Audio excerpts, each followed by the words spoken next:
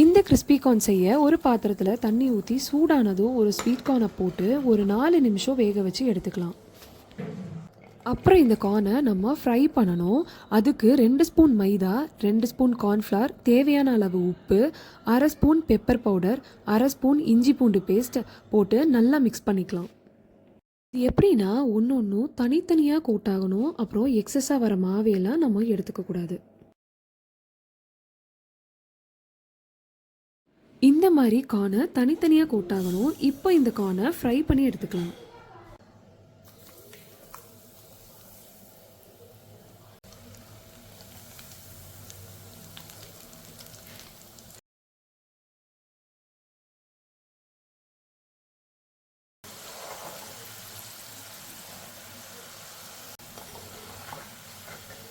இப்போ இந்த corn ready ஆயிருச்சு. அடுத்து ஒரு கடாயில் எண்ணெய் ஊற்றி 3 பல் பூண்டு, ஒரு சின்ன பீஸ் இஞ்சியை சாப் பண்ணி சேர்த்துக்கலாம்.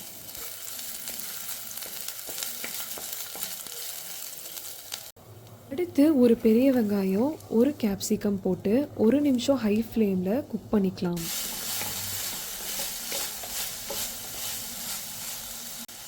அப்புறம் 1/2 spoon pepper powder, 1 spoon red chilli sauce, 1 spoon tomato sauce, 1/2 spoon soya sauce, கொஞ்சம் உப்பு, அப்புறம் ஒரு 1/2 ஸ்பூன் சர்க்கரை போட்டு ஃப்ரை பண்ண கார்னை போட்டு மிக்ஸ் பண்ணால் கிறிஸ்பி கார்ன் ரெடி ஆயிடுச்சு.